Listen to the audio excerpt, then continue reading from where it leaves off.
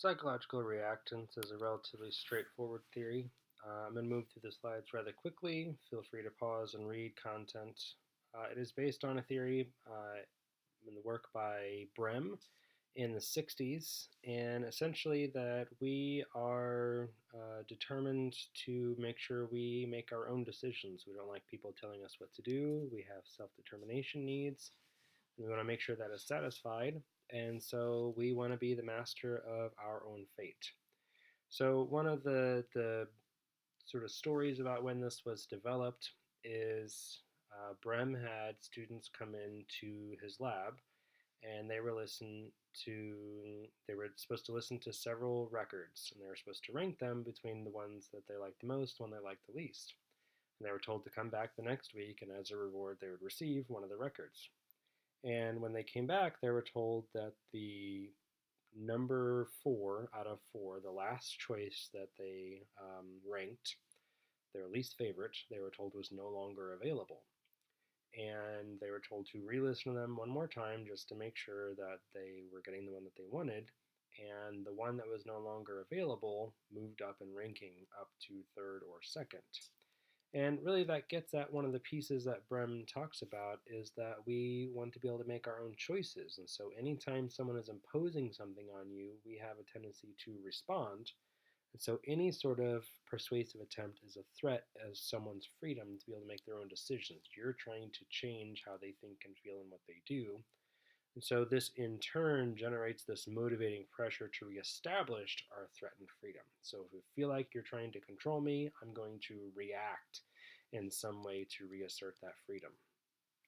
But when the intent of the message is not very clear or explicit, we tend to be more receptive. So the more overt, the more controlling, the more demanding the message is, we know we tend to be more likely to be successful in a persuasion attempt, but that also generates far more reactance the more demanding and controlling we are. So the more explicit we are, we get a much more powerful threat to a person's freedom, and they want to reassert that freedom as much as they can.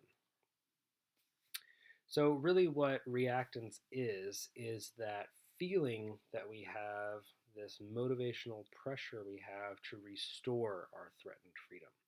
Just like thinking back with dissonance was that feeling of that conflict that's happening internally. Reactance is a different kind of conflict that someone's telling you to do something and you feel like you don't have a choice, and so we tend to get frustrated and we tend to get angry and we want to be in control and we want to reassert that, and that is the feeling of reactance. And so, in order to generate reactance, you only need to believe that or perceive that it is threatened. It doesn't actually have to be restricted.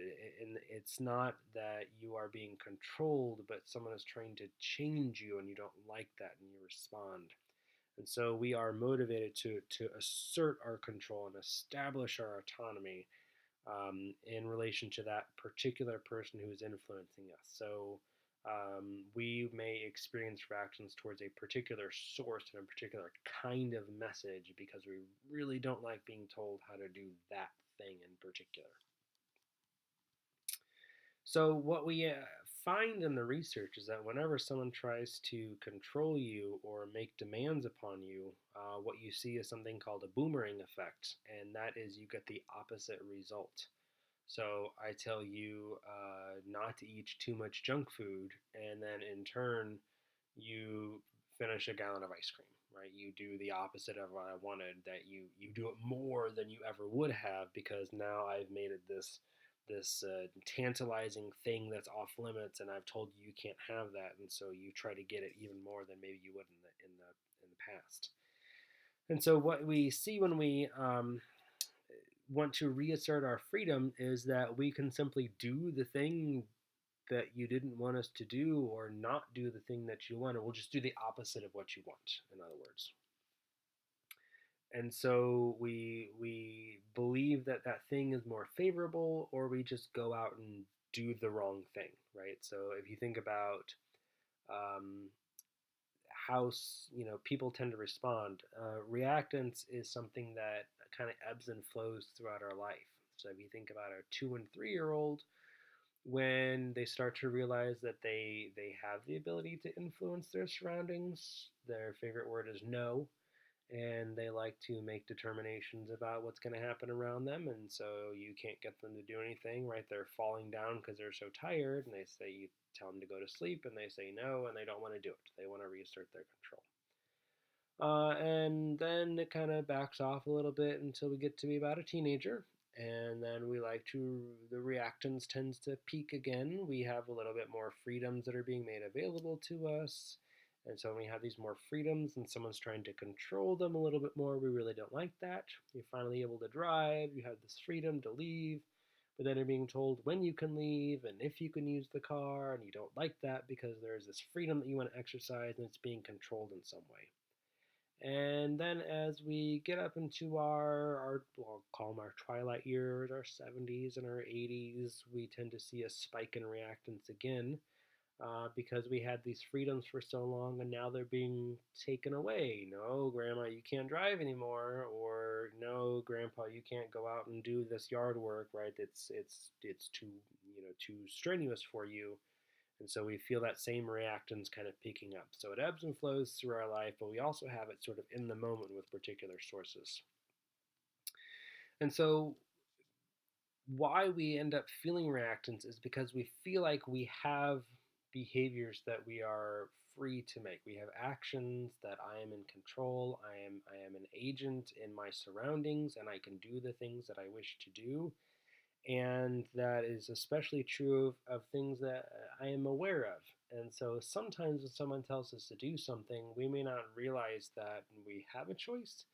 And so it's not a big deal that someone's telling us what to do. But if it's something I know that I have a choice of, then I'm really going to be upset if it's something that I'm aware of that's a choice for me and I feel like I have the ability to do or could do at some point in the future. So if I can't check one of these boxes, then I'm not going to experience reactance. But if I can check these boxes, this is something, a choice that I can make. I know it's a choice, and I can do that behavior, whether it's now or some point in the future, and you want to restrict that, there's a certain degree of reactance that you will generate by making a persuasive attempt about it. And so we tend to have certain kinds of responses. And the first is that we try to perform the forbidden behavior, right? You tell me I can't do that. Well, I'll show you. I'll go do that. And a wonderful example of this is the DARE program. The Drug Abuse and Resistance Education program has been incredibly successful at one thing in particular, and that one thing is getting more kids to do drugs. It has not worked to reduce drug use from kids. It just made it more forbidden, right? The forbidden fruit's there in front of them, and this wasn't something that they realized that was exactly a choice, but you're telling them to choose, and you emphasize it's a choice, and you tell them how they have to choose, and they really don't like that. A second thing that tends to happen is that just the thing that you don't want me to do just becomes more attractive. So my attitude might shift. So even if I may not necessarily engage in it immediately, that I want it more. So the example of the record was no longer available. It now is more attractive because now that choice has been removed from me. And lastly, it was probably the most problematic, is that I will experience some aggression or hostility towards the source or the threatening agents. So, I tell you, you can't go do this behavior, and you go out and do it. Maybe it harms you a little bit, and that's not a good thing, right? But let's say that I need you to listen to me again in the future about something on a similar topic, but if you have now become angry at me and you blocked me out as a source who can persuade you, that's even more problematic. And we see this happening with the CDC. There will be a lot of signs and messages and campaign advertisements telling you to go get the flu shot. You have to get the flu shot. They're very demanding. You have to do it. You have to do it. And people think, well, I don't have to. You can't tell me what to do. And so people see, oh, this is a message from the CDC. I'm not going to listen anymore. And then lo and behold, the CDC recognizes there's a new threat coming to your region. There is the swine flu, for instance, or there is an outbreak in your water that's going to get you sick, and they're telling you you can't do that, you can't drink the water. But if you've blocked out the CDC as a source, then you are susceptible to further harm in the future because you will not hear their messages. Not only are you not likely to follow what they do, but you won't even listen to them. Just hearing that source makes you angry, and you don't want to hear anything they have to say. So a one-time backfire boomerang effect is bad enough, but no longer listening to a source in the long term really generates quite a few problems.